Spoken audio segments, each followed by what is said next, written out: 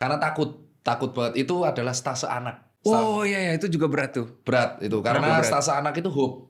Urusannya Dari lahir. Jadi kalau Opjin aku seneng karena ada pressure ya. Yaitu lahiran. Ya pressure. Jadi pressure kayak datang bukan berapa 3, 4 itu ya karena aku pernah jaga 2 hari setengah malam. Jadi gantiin teman-teman. Oke. Terus aku dapat case banyak. Jadi kalau sama Opjin masih Seru. seru, masih diajak ngobrol pasiennya masih enak. Nah kalau pasien anak kita tuh nggak bisa ngajak ngobrol. Oke. Iya, mirip dokter hewan. Jadi pasiennya nggak bisa bicara kan?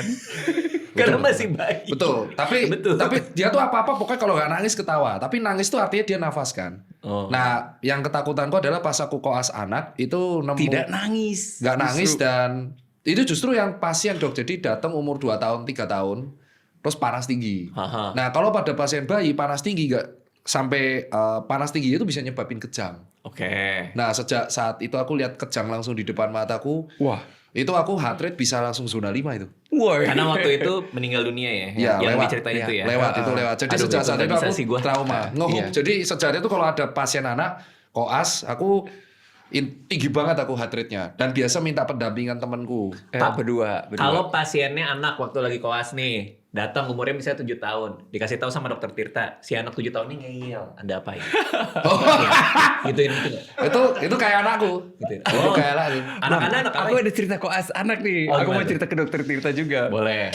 Jadi dulu tuh kalau di RSUD Garut itu bangsalnya tuh 4 isinya, jadi 4 bed gitu. Anak kecil semua umur 7 tahunan gini. Nah perintah dari konsulen aku, guruku itu cuma bilang gini, pantau input cairannya masuk sama pantau outputnya cairan keluarnya. Itu balance harusnya balance cairan itu harus pas gitu.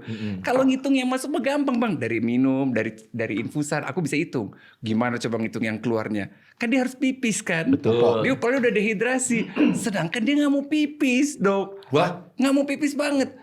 Aku coba bujuk rayu, dia bilang kenapa nak nggak mau pipis? Terus dia langsung liatin aku.